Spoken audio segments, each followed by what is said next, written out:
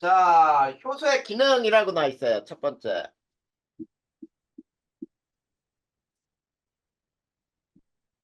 자, 효소라고 하는 거는, 자, 거기에 뭐라고 나와 있냐면, 자, 활성화 에너지라고 하는 게 있는데, 이 활성화 에너지를 낮추어 화학 반응을 빠르게 한다. 이게 쉽게 얘기하면 이런 거야. 자, 효소의 기능은 생체 내에서 일어나는 반응을 우리는 물질 대사라고 했는데, 물질 대사에 관여를 해요. 자, 반응 속도를 빠르게 하는 물질이에요. 자, 그랬을 때 첫 번째 활성화 에너지가 뭔지 한번 보잔 말이야. 활성화 에너지. 활성화 에너지라는 거는 뭐냐면 반응물이 생성물로 변할 때 생성물이 되기 위해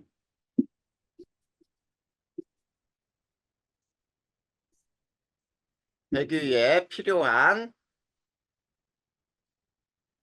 최소의 에너지를 말해요. 자, 요거를 활성화 에너지라고 부르는 거야. 자, 그래서 두 번째 효소의 작용은 자, 요 활성화 에너지를 낮춰요. 자, 활성화 에너지를 낮추어 반응 속도를 빠르게 도와주는 물질이에요. 빠르게 도와주는 이거를 생체 촉매라고 한다. 생체 촉매이다. 자, 즉, 자, 요놈을 우리 이렇게 그래프를 한번 볼까요? 이게 반응의 시간이고요. 이게 에너지인데, 자, 요게 반응물이 가진 에너지야. 자, 요거를 이게 반응물이 가진 에너지라고 보자. 반응물. 그리고 요게 생성물이 가진 에너지예요. 근데 반응물이 생성물이 되기 위해서는 요만큼의 언덕이 필요해. 언덕. 자, 이게 자, 여기 봐봐. 여기에 왼쪽에 반응물에 구슬이 하나 올려져 있다고 해봐. 이 구슬이 요 꼭대기까지 올라가야 넘어갈 수가 있겠지. 그래, 요 에너지 언덕을 우리는 활성화 에너지라 부르는 거야. 이거는 자, 효소가 없을 때 활성화 에너지예요. 효소가 없을 때 활성화 에너지. 자, 우리가 활성화 에너지를 우리는 EA라고 하기도 하거든. 근데 자, 이게 만약에 효소가 있잖아. 그럼 이 에너지가 이렇게 감소해요. 자, 그래서 요 언덕이 효소가 있을 때 자, 효소가 있을 때 활성화 에너지 EA라고 쓰자. 이렇게 되는 거야. 자, 그러니까 효소가 작용을 하면은 저 넘어갈 수 있는 언덕이 낮아져. 그러면은 훨씬 더 쉽게 넘어갈 수 있겠지. 이게 바로 효소의 작용이에요. 자, 그러면 이런 효소의 특징에는 어떤 특징이 있느냐? 자, 효소의 특징에는 자, 효소는 주성분이 단백질이에요. 효소의 주성분은 단백질이다. 자, 자, 단백질이면 자, 단백질은 고유한 3차원적 구조를 갖는다 그랬죠. 그치? 아미노산이 펩타이드 결합을 하면서 휘어지고 구부러지고 하면서 고유한 3차원적 구조를 갖는단 말이야. 그래서 효소의 주성분이 단백질이기 때문에 얘도 마찬가지예요. 고유의 3차원적 입체 구조를 가지고 있어요. 그래서 나타나는 특징이 첫 번째, 자, 기질의 특이성이라 그래서 이거는 무슨 말이냐면 하나의 효소는 하나의 물질과만 자, 요 하나의 물질을 뭐라고 부르냐면 기질이라고 부릅니다. 자, 하나의 효소는 하나의 물질과만 반응한다. 이런 얘기예요. 자, 그러면 왜 그러느냐? 기질의 입체적 구조와 효소의 입체적 구조가 입체적 구조가 맞아야 된다. 그래야 반응이 일어날 수 있다는 얘기예요. 자, 그러면 이거를 선생님이 무슨 말을 한번 여기다가 한번 해보자. 자, 만약에 자, 요렇게 생긴 물질이 있다고 보자. 여기에 요렇게 생겨 있고 요게 반응물이라고 해보자. 반응물.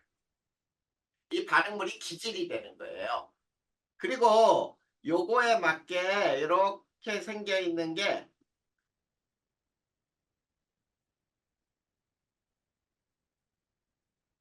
이렇게 생긴 게 요게 효소예요.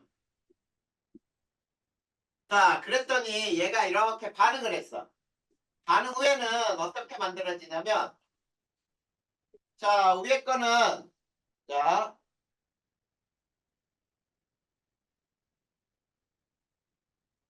이렇게 하나 하고 이렇게 두 개로 나눠졌어요. 요 두 개를 뭐라고 부르냐면 생성물이라고 불러요. 생성물. 그런데 자, 효소는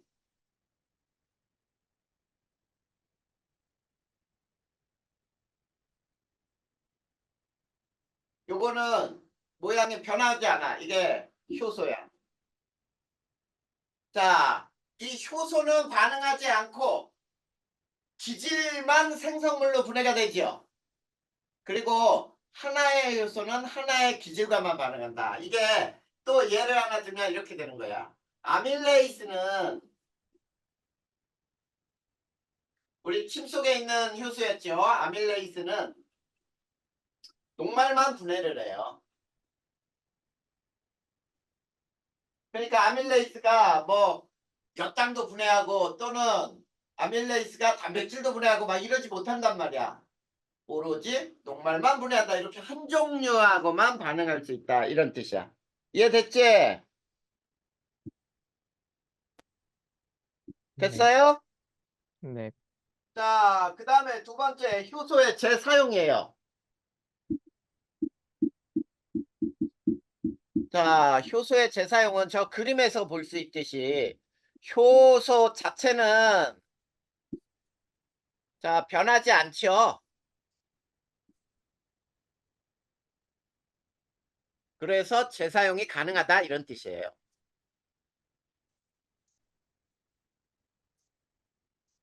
자, 그리고 자, 효소는 또 자, 그러다 보니까 이렇게 재사용이 가능하니까 적은 양으로도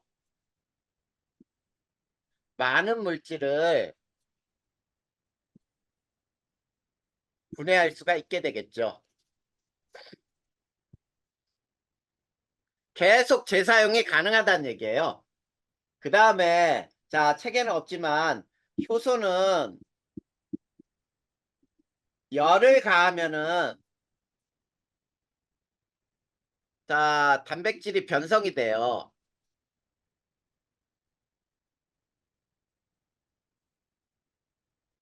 3차원적 구조가 깨져요. 반응할 수가 없어요. 자, 이런 것도 알아도 요게 온도의 특이성이라 그래서 효소는 우리 체온과 아주 비슷한 온도에서 가장 잘 반응하더라. 알겠지? 네, 자, 그리고 거기 이제 효소의 생명활동 나와 있죠. 효소는 생명체에서 일어나는 다양한 화학 반응을 관여를 한다. 그래서 자, 세 번째 효소와 생명활동. 자, 효소는 생체 내에서 일어나는 생명활동에 관여를 해요. 생명활동에 관여한다. 그래서 생명활동에 매우 중요한 역할을 하는 게 효소다. 자, 그 중에 광합성이라든지 소화에서 우리 소화관에서 일어나는 소화 효소가 작용한다든지 전부예요. 그 다음에 네 번째 효소의 활용. 자, 효소의 이용을 한번 봐봐. 이용. 자, 우리 어마어마하게 많이 이용돼 있어요. 이거는 자, 그냥 읽어봐. 거기에 나온 대로. 우리 생활에서 자, 소화제 사용하죠. 소화제에도 소화 효소가 들어있는 거야. 그거 약으로 먹는 거잖아. 소화가 잘 안 될 때. 자, 또는 빨래를 할 때 있지. 거기에 여러 가지 막 세제들 쓰지. 그 세제 속에 뭐가 들어가 있냐면 지방 분해 요소, 단백질 분해 요소들이 있어요. 왜 그러냐면 우리가 옷을 입었을 때 옷에 땀도 적고 막 그러면서 피부들에 막 있는 것들 묻고 단백질도 끼고 지방도 끼고 이런 것들 다 세탁을 해야 되잖아. 그런데도 사용을 하는 거야. 알겠죠? 이렇게 쭉 읽어보고 그 다음에 산업에서도 공장 같은 데서도 폐수를 분해하는 데도 효소를 사용할 수도 있고 굉장히 많이 사용한다야. 알겠니? 네. 그러면 거기 다 끝났어요. 이제 쭉 넘어가 보면은 탐구활동 B가 있다. B. 탐구활동 B를 한번 봐봐. 거기에 보면은 카탈레이스라고 하는 과산화 분해 요소 실험을 하는 게 있거든. 이 카탈레이스는 과산화수소를 분해해서 물과 산소 기포를 만들어. 그래서 자, 감자즙이라든지 생간 있지? 그거에 많이 들어있어요. 그래서 감자즙이나 생간에 과산화수소를 넣으면은 과산화수소가 물과 산소로 분해되면서 기포가 잘 발생해. 근데 간을 삶은 간이라든지 또는 감자즙을 끓인 다음에 거기다가 과산화수소를 넣으면은 과산화수소가 분해가 안 돼요. 왜냐면 거기에 있는 카탈레이스가 열을 받아서 3차원 구조가 망가져 버리는 거야. 알겠지? 네. 네, 그래서 우리가 효소의 작용 끝났습니다. 쭉 넘겨. 자, 문제가 있고, 이제, 자, 우리가 통합과학 1권의 마지막 단원이에요, 여기가. 마지막 부분. 생명 시스템에서의 정보의 흐름을 배울 거야. 오늘 요거까지만 배우면은, 선생님이 수업을 끝낼 거예요. 그러면 외워야 돼. 그리고 문제도 풀어야 돼. 자, 생명 시스템에서 정보의 흐름이에요. 그러면 생명 시스템에서 정보가 어떻게 이동할 거냐. 지금 무슨 얘기냐면 이런 얘기예요. 우리 몸 안에서 내가 가지고 있는 유전 정보가 어떻게 흘러가느냐야. 그리고 우리가 단백질을 만들어내거든, 우리 몸 안에서. 너 머리카락이 자라고 손톱이 자라고 이런 것들도 단백질이 다 변해서 머리카락이 되고 손톱이 되는 거거든. 그러면 우리 끊임없이 이렇게 단백질을 합성해 내야 돼요, 몸에서는. 근데 이 단백질을 아무렇게나 막 만들어내는 게 아니란 말이야. 그게 뭐냐면 우리 몸에 저장된 정보에 따라 단백질을 만들어야 돼요. 만약에 내 정보와 다른 단백질이 만들어지잖아. 쉽게 얘기하면은 그게 암이야. 암덩어리. 그러면은 내 몸 안에 있는 세포의 정보하고 다른 세포가 만들어진 거지. 그런 것들은 내 유전 정보에 의해서 조절되지 못하니까 지네들 멋대로 막 자라. 그래서 암덩어리는 훨씬 더 일반 세포보다 빨리 자라고 막 커지고 그러거든. 그렇게 될 수도 있단 말이야. 그러면 우리 이 생명체 내에서 정보의 흐름은 어떻게 될 것이냐? 요거를 배울 건데. 자, 우선 제일 먼저 유전자와 단백질을 배울 거예요. 자, 첫 번째. 유전자와 단백질. 우리 유전자는 이미 앞에서도 배운 적이 있어. 중학교 3학년 책에 염색체 내에서, 그치? 유전 정보를 가지고 있는 특정 부위를 유전자라고 불렀었잖아. 여기서도 마찬가지예요. 자, 유전자라고 하는 게 뭔지 거기 나와 있잖아. 유전자. 자, 유전자는 생물의 형질을 결정하는 유전 정보는 세포 X 속에 DNA에 저장돼 있는데, 자, 유전 정보는 생물의 형질을 결정하는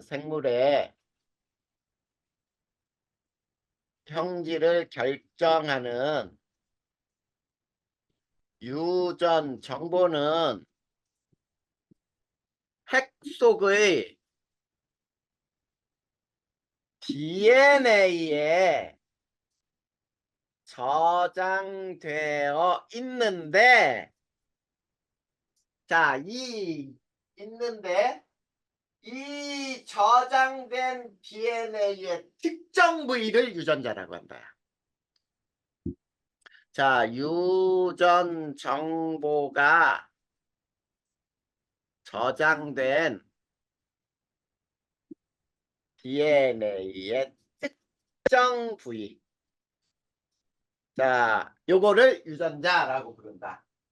그래서 자, 요 유전자는 특정 단백질에 대한 정보가 저장돼 있다. 이게 중요한 거예요. 자, 유전자에는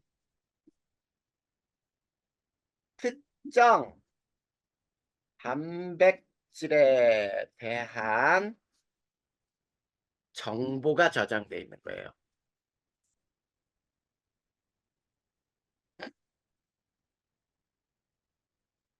자, 유전자에는 그러니까 단백질에 대한 정보가 저장돼 있다.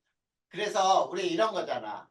내 머리카락이 곱슬머리다. 그럼 곱슬머리 유전자가 곱슬머리를 만드는 단백질을 만들어내야 돼요. 그렇지 않으면은 다른 단백질이 되는 거야. 그리고 자, 거기에 보면은 자, 뭐가 있냐? 유전 형질이 나타나는 과정을 한번 봐봐. 거기에 나타나는 과정을 보면 멜라닌 합성 효소 유전자 A라고 하는 게 있고, 그것이 많은 양의 멜라닌을 만들고, 그러다 보니까 멜라닌 합성이 많이 돼서 갈색 눈동자가 만들어져. 뭐 이런 과정이 있단 말이야. 이렇게 어떤 이 단백질에 대한 정보를 가지고 있는 거야, 유전자에는. 자, 그리고 자, 하나의 DNA에는 많은 유전자를 가질 수가 있어요. 그래서 하나의 DNA에는 자, 여러 유전자가 포함될 수 있죠.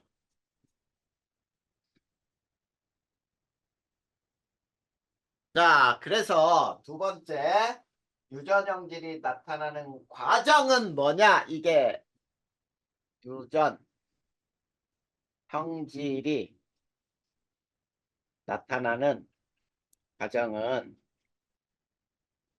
자, 유전 형질은 단백질 때문에 나타난다 그랬잖아. 그래서 유전자에 저장된 유전 정보에 따라 자, 유전자에 저장된 유전 정보에 따라 자, 합성된 단백질의 작용으로야 합성된 단백질의 작용으로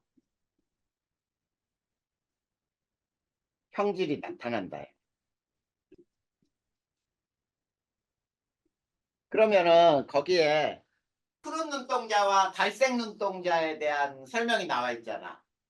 자, 푸른 눈동자, 갈색 눈동자 중에 자, 우선 갈색 눈동자, 우리 갈색 눈동자가 제일 많으니까 자, 그 갈색 눈동자의 유전자는 멜라닌 합성 유전자라고 해서 자, 갈색 눈동자 보자. 갈색 눈동자. 갈색 눈동자는 멜라닌 합성 유전자 A가 있어요. A. 근데 이 멜라닌 합성 유전자 A는 멜라닌 합성 요소를 많이 만들어내. 멜라닌 합성 효소를 많이 만들어요. 그러면 봐봐. 멜라닌을 만드는 효소가 많으니까 많은 양의 멜라닌이 합성되겠지. 그래, 그러면 멜라닌이 많이 만들어졌으니까 갈색 이렇게 뜨는 거야. 갈색. 근데 자, 요거를 이렇게 볼까요? 푸른 눈동자는 자, 멜라닌 합성 유전자가 다른 B야. 자, 멜라닌 합성 유전자 B는 멜라닌 합성 요소를 적게 만들어. 자, 멜라닌 합성 효소를 적게 만들어요. 그러면 멜라닌 합성 요소를 적게 만들었으니까 적은 양이 만들어져. 적은 양의 멜라닌이 합성이 돼. 그러면 멜라닌이 많아야 갈색을 띠는데 멜라닌이 적으니까 푸른색 이렇게 되는 거지. 눈동자색. 알겠니? 이렇게 이 단백질 때문에 우리가 형질이 나타난다 이런 얘기예요. 자, 그렇다면 이제 거기 밑에 세 번째. 자, 유전자 이상과 유전병이라고 하는 게 있죠. 유전자 이상과 유전병이라는 거는 뭐냐면 유전자의 일부가 이상이 생겨요. 자, 유전자에 이상이 생기면 자, 유전자 이상이 생기면 효소가 결핍되거나 세포를 구성하는 단백질이 정상적으로 만들어지지 않아. 자, 효소가 결핍 또는 단백질이 정상적으로 만들어지지 않아요.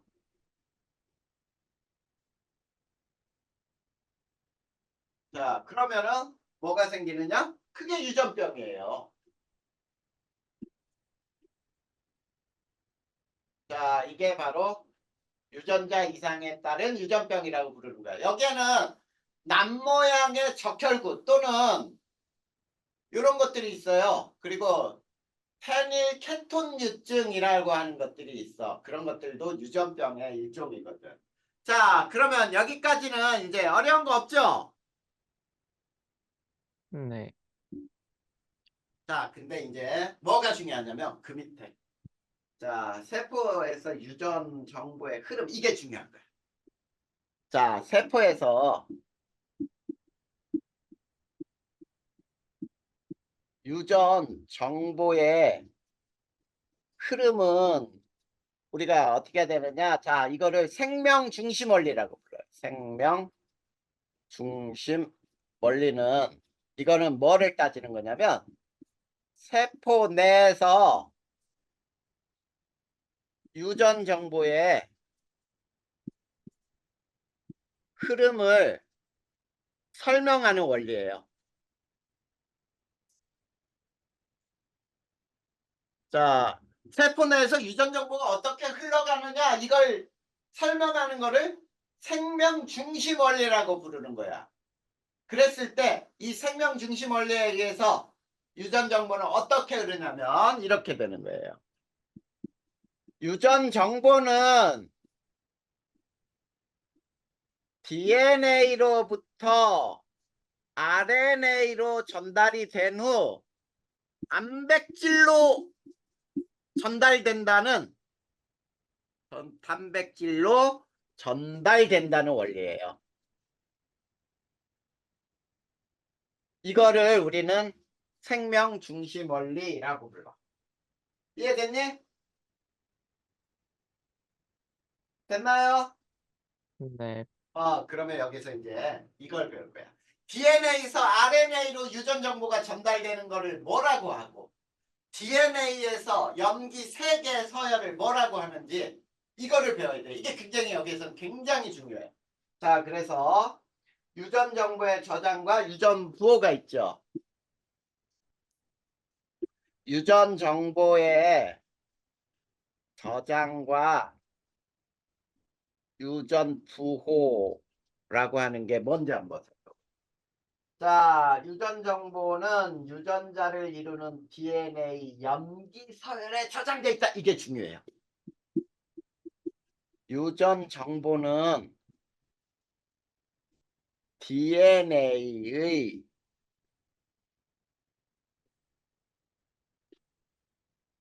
염기 서열에 저장돼.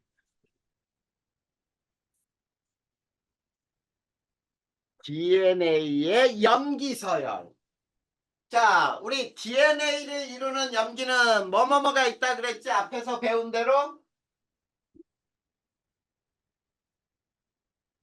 아, 그 알파벳으로요? AT, 알파벳으로 해도 되고 읽어도 되고 AT, GC.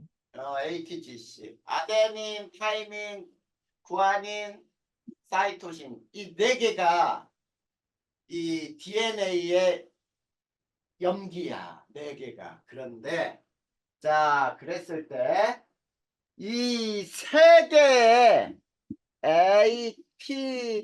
ATGC 중 세 개의 염기 서열에 저장되어 있어요. 자, 그러면 요 세 개의 염기 서열을 뭐라고 부르느냐? 두 번째, 유전 부호를 뭐라고 하느냐면, 자, 이봐. 세 개의 염기 서열을 뭐라고 부르냐면, 삼염기 조합이라고 부른다. 삼염기 조합이라 한다. 자, 요게 DNA에서 세 개의 염기 순서를 삼염기 조합이라고. 그래서 삼염기 조합에 아미노산 하나씩이 지정이 되는 거예요. 자, DNA 염기 서열과 단백질의 아미노산 서열을 연결한다 그랬죠. 그래서 여기서 뭐라고 나오냐면 자, 삼염기 조합에 의해 한 개의 아미노산이 지정되는 거예요.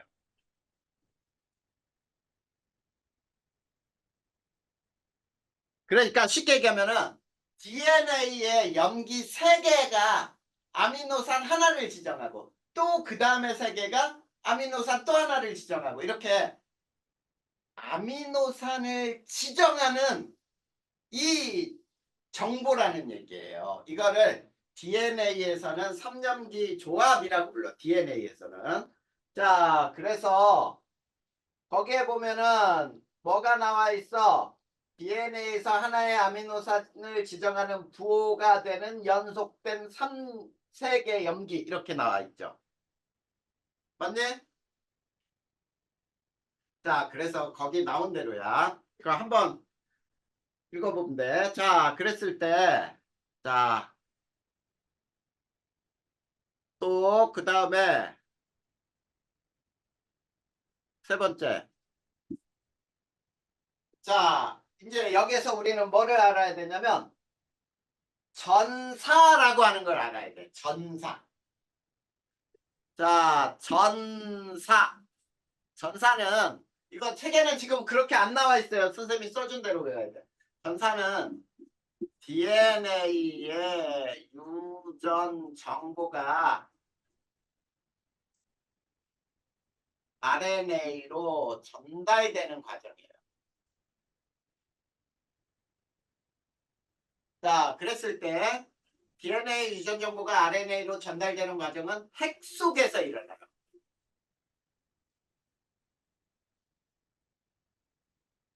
자, 핵 속에서 일어나는데 그 다음에 잘 봐야 돼요. 여기서. 자, 전사되는 한 가닥은 DNA의 전사되는 하나의 가닥은 상보적 결합을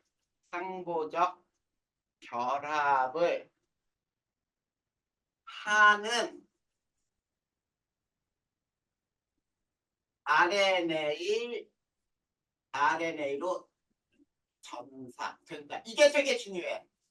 자, 그러면 선생님이 자 여기 봐봐.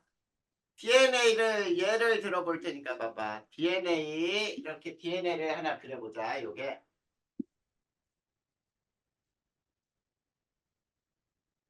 자 요게 가닥 1이야. 가닥 1에 ATTGCC AAT AH라고 했다는 거야. 그러면 자 여기 봐봐. 가닥 2에 첫 번째는 뭐가 나와야 되니? 아래. T, 그렇지. T. 그 다음 거는 A, A. 그 다음 T, C. G, G. G, G. T, T, T. C. T. 이렇게 돼야지. 네. 자, 그랬을 때, 자, 위에서 가닥 1이 전사된 경우 생성되는 RNA는 어떻게 될까?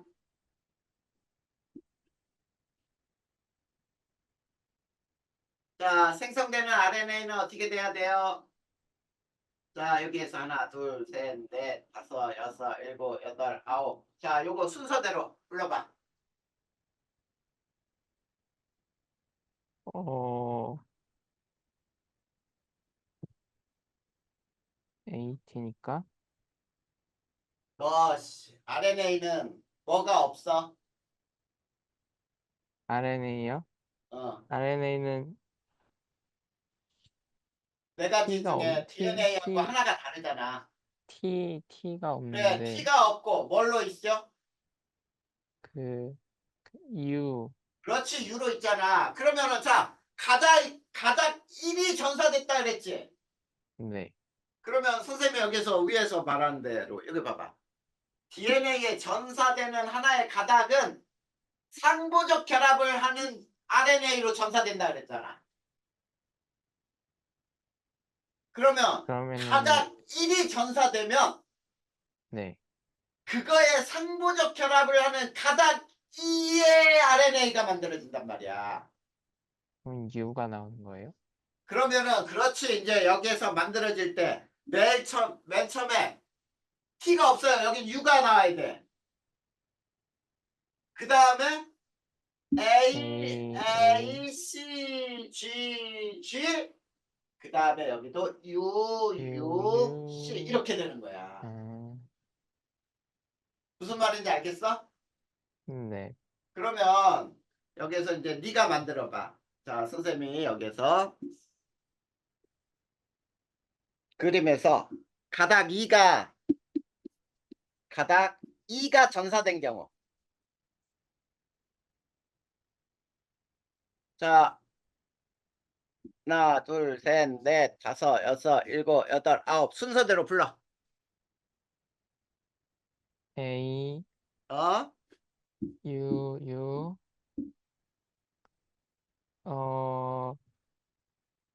어, G, C, 그다음에 AAG. 그래, 이렇게 되는 거야. 자, 그랬을 때, 자, 이제 한번 봐봐. 요 세 개, 이렇게 세 개씩 있지? 네. DNA에서 이 세 개의 염기 순서를 뭐라고 한다고요? 삼염기. 삼염기 조합이라 불러. 근데 이제 여기에서 이제 코돈이 나와요. 코돈. 코돈. 코돈은 RNA에서 연속된 세 개의 염기서열이에요. 세 개의 염기서열. 염기서열. 그러니까 지금 만들어진 요 RNA에서 요 세 개, 요 세 개, 요 세 개를 코돈이라고 한단 말이야. 알겠니? 네. 그러면 자, 코돈은 총 몇 종류가 만들어질 수 있을까?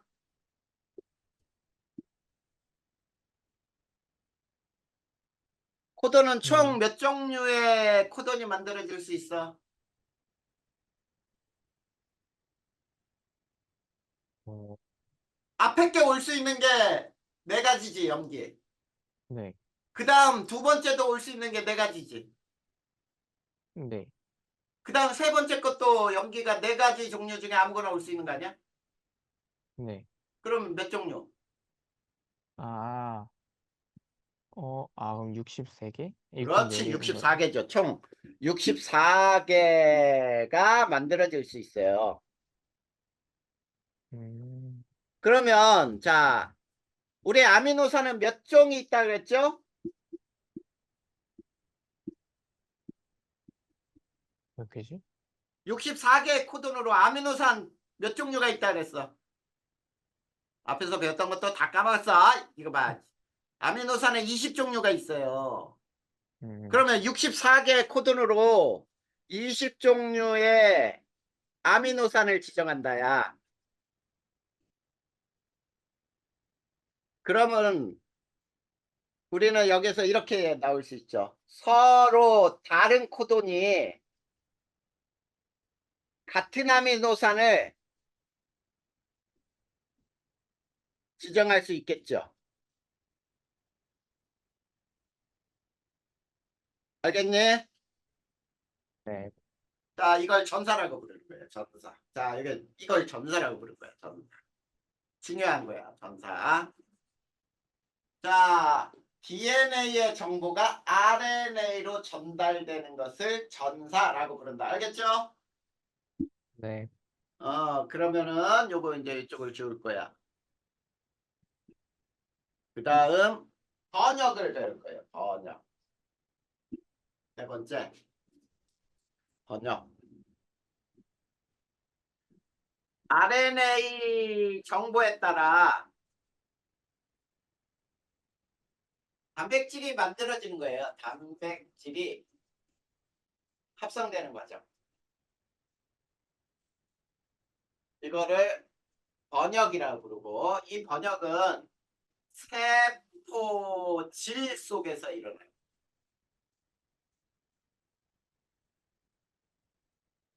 색 속에서 안 일어나. 자, 우리 지난번에 단백질이 만들어지는 장소가 어디라 그랬어? 세포 소기관에서 배웠잖아. 어이씨, 만들어지는, 나중에 하여튼 라이보솜. 네네네. 라이보솜 또는 리보솜이라고도 부른다 그랬잖아. 네. 라이보솜 또는 리보솜에서 단백질이 만들어진단 말이야. 얘는 막으로 쌓여있지 않고 알갱이 모양으로 붙어 있어요. 알겠니? 네. 소포체에 붙어 있단 말이야. 거기에서 단백질이 합성돼. 거기에서 번역이 일어나는 거야. 알겠지? 네. 그래서 이렇게 되면은 자 코돈에 의해 지정된 아미노산이 정보에 따라 순차적 배열을 하고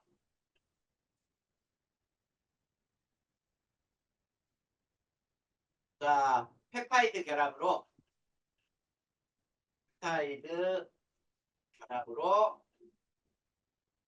단백질이 형성되는 거예요. 이게 바로 번역이라고 부르는 거야. 알겠지? 네. 자, 그래서 거기 자 유전 정보의 전달과 단백질 합성 거기 전사하고 번역 지금 선생님이 썼던 거 그대로 다 있어요. 자, 거기 봐봐. 전사. DNA의 유전 정보가 RNA로 전달되는 과정으로 DNA 이중 나선 중 한쪽 가닥을 틀로 하여 DNA 염기에 상보적인 염기를 가진 RNA 뉴클레오타이드가 결합한다. 그래서 틀이 되는 DNA 가닥과 상보적인 염기 서열을 갖는 RNA가 합성된다 그랬죠.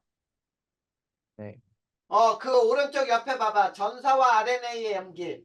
DNA 염기가 A, G, G, C, T가 만약에 전사됐다고 해봐. 그러면 A가 상보적 결합을 하면 T로 변해야지. 네. 근데 T는 없다 그랬잖아. RNA는. 그래서 U로 변한 거야. 그거 알아낼 수 있겠어 없겠어?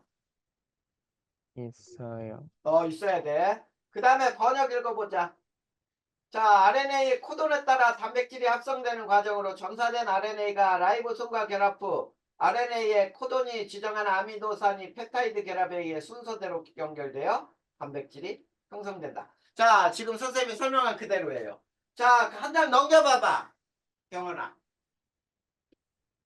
한 장 넘기면 거기 코돈표 나오지? 네. 거기 봐봐. 페닐알라닌을 지정하는 코돈이 U도 페닐알라닌이지만 UUC도 페닐알라닌을 지정하지요. 봐봐. 선생님이 아까 써놓은 그대로잖아. 64개 코돈으로 20개 아미노산을 지정해야 하기 때문에 서로 다른 코돈도 같은 아미노산을 지정할 수 있다 이런 뜻이야. 그리고 거기에 자 UAA, UAG 연결을 멈춰라. 그리고 UGA도 연결을 멈춰라 라고 하는 명령어예요. 그거는 연결을 멈추라는 명령어다. 이런 것도 하나 알아두면 좋겠지? 자, 이렇게 해서 1권이 끝났어요. 됐니?